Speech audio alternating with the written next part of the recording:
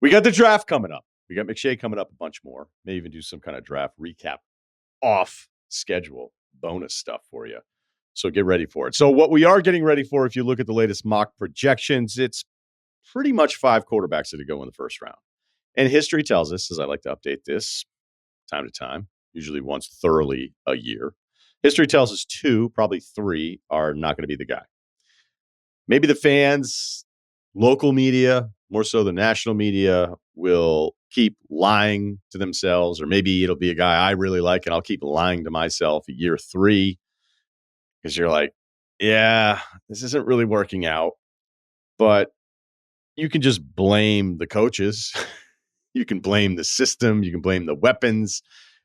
An offensive coordinator is 100% getting fired if we're still uncertain about the first round pick after year 2 or year 3. And it's going to suck. It's going to suck when your team takes the guy this April and then you're sitting there after the 25 season going, I'm worried. Might have gotten this one wrong. And it's because it does suck. It'll suck to go through that, right? Think about the NFL teams, all the work that they put into this, all the prep, all the film breakdown, all the phone calls, the high school coaches, the college coaches. Did you date this guy in 6th grade? What was he like? The analytics staff that's telling you this is the guy, not the other guy, right?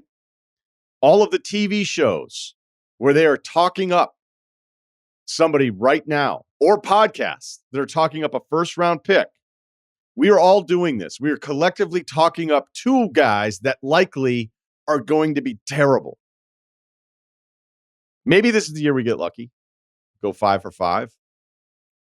I mean, we've had some good years in the past.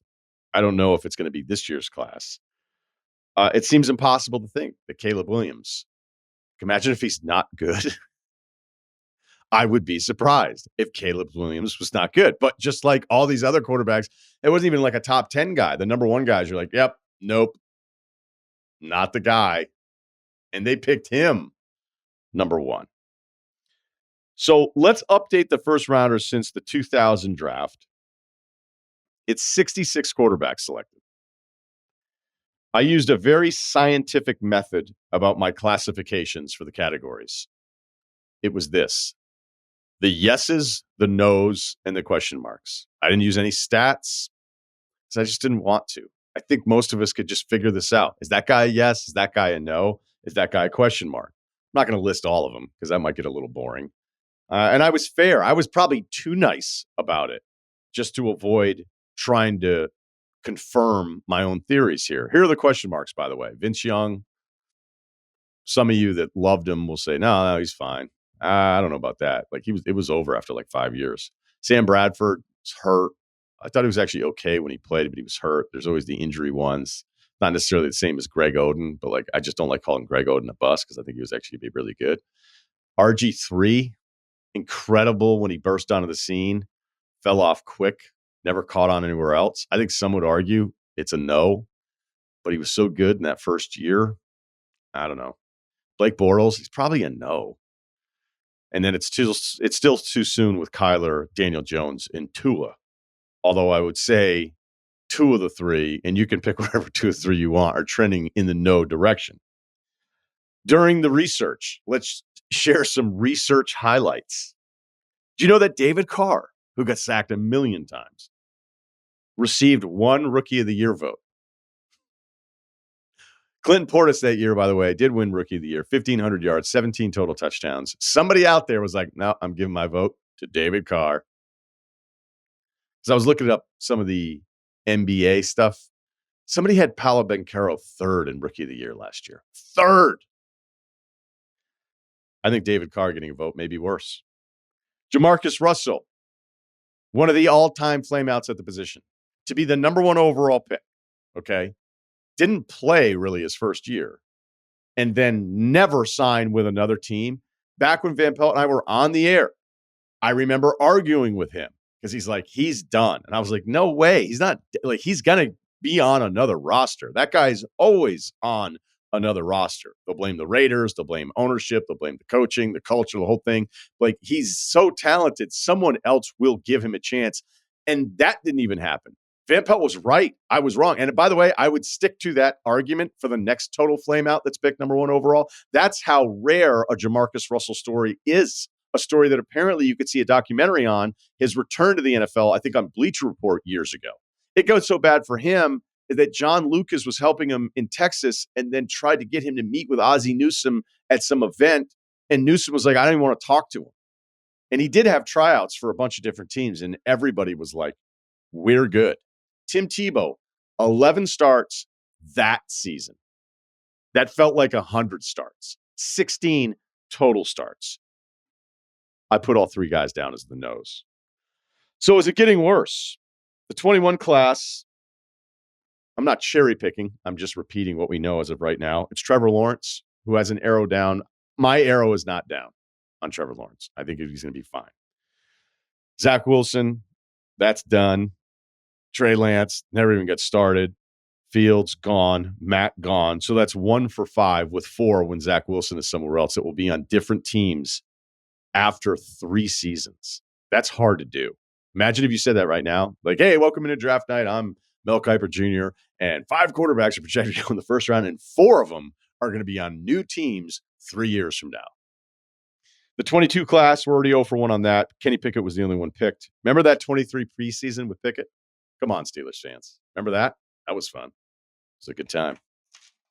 So I'm just pointing out those 2. The 20 draft looks pretty good. Burrow, Tua, Herbert, Love. Maybe we get a 4 for 4.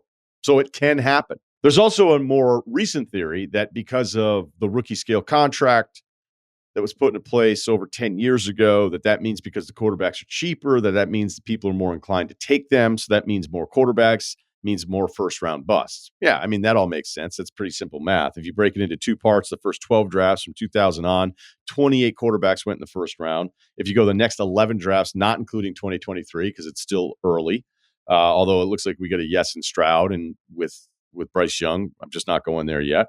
But from 2000 on, that was 28 quarterbacks. From 2012 to 22, that's 38 quarterbacks. And out of those 38 quarterbacks in the second half of the breakdown that I'm doing here, that's 16 yeses today. Some are still too early, but that's 16 for 38. Now, if I just named all the QBs, it's just going to be too long of a list. But if we run through some of the yeses that maybe would be debatable, I got Alex Smith as a yes. I don't think there's much debate there. Jay Cutler's still a yes. Ryan Tannehill's a yes. Do you realize he's going to make $200 million, I think, for his career, which is more than any non-quarterback as far as career earnings? I think that's right. I saw that today. Teddy Bridgewater, injuries, but I put him down as a yes. I also pronounced as yes. The rare Goff, no, yes, doesn't happen a lot. Maybe Fields, right? Maybe Fields is a no, yes. I don't think Mac Jones is going to be a no, yes. I even put down Carson Wentz as a yes. So if I wanted to be way more strict about it, because I'm sure there's some of you listening to a couple of those names going, you've got to be kidding me. Like, you can't put Carson Wentz down as a yes. Well, I did. But if I wanted to be really nasty, if I wanted to make it, say, 20 yeses, 19 yeses, and have it be almost 40 plus no's, I could have done that. Because if we looked at it this way, another category of the problem-solved quarterbacks, the guys like Carson Palmer, although even that one you could debate if you want to be a real pain in the ass about it, but I'm not going to. Eli, Ben, Rivers, Rodgers, Matt Ryan, Flacco, Stafford. I even put Cam Newton down as the problem solved. Andrew Luck, for the most part, even though that one's a little different. And then you know the rest of the names. You don't need to sit here. I put Chad Pennington down as a yes, but not a problem solved yes. If you just go problem solved QBs, I had it at 19 for 68. Not good. Then there's my favorite one, the you should sit guys more often crowd. Maybe you're right, but we still don't know, okay? Because of every single Phillip Rivers, Aaron Rodgers, Mahomes argument, Jordan Love, no one ever brings up the quarterbacks that sat and also weren't good. Patrick Ramsey, Rex Grossman, who didn't start until his 4th year, basically like had one okay year with that awesome Bears defense. And we spent every single week trying to figure out if he was any good. J.P. Lossman, Jamarcus Russell, he had 1 start his rookie year. Brady Quinn, 3 starts his rookie year. Tebow, 3 starts his rookie year. Jake Locker, who I do think was going to be good and had a great time with him at the Madden party in Dallas, Fort Worth. We get all caught in the snowstorm and people were being abandoned. Manziel, 2 starts. Paxton Lynch, 2 starts. Trey Lance sat. No one ever brings those names up. And if you wanted to go even deeper into it, rounds 2 through 7, for every guy, it's like, oh, they groomed this dude the right way. They took care of it. They didn't rush anything to him. You want to know what the ratio would be on the quarterbacks that didn't work out for, that were non-first round picks, that actually get all sorts of time to supposedly develop that you never even heard from? It'd probably be like a 5-to-1 ratio. So maybe it's just what it is. I'm excited about the draft too. I can't wait. But if I was a fan of one of the teams with that pick, and after the draft, like, I don't know if I buy the jersey. It depends on the age. It depends on my emotional commitment to the team at that time. But if I was hanging out with my boys and everyone's like, yep, problem solved, I'd be the guy in the group going like, I don't know, based on all this information and all this history. Maybe it's like hitting a baseball, trying to get a hit. The success rate is like, yeah, if you could do it 3 out of 10 times, you're really, really good at your job. That seems like it wouldn't work if you were a general manager interviewing for the position. What's your track record with quarterbacks? About 40%. Where do I sit? Maybe it's like parenting. I know everyone's favorite topic that I delve into, where you're like, where did the kid go? Like, oh, he went to all the prep schools, families from Darien. Parents are awesome. They're great. Like, what's up with him? Kid's just a total shithead. They tried everything. Sucks. Or on the other side of it, like, what's up with her? Like, yeah, her parents both have like handicap passes on their cars, but I think it's because they're just tired a lot. And I think the dad retired because he just couldn't keep up with the court shows during the day. But yeah, she's going to Bates. She's awesome. Full ride, academic full ride. You can say you have a plan. You can say you do it right. You can say, here are all the things that we're going to put in place to prevent ourselves from failing at who we select. But I just think it's unsolvable.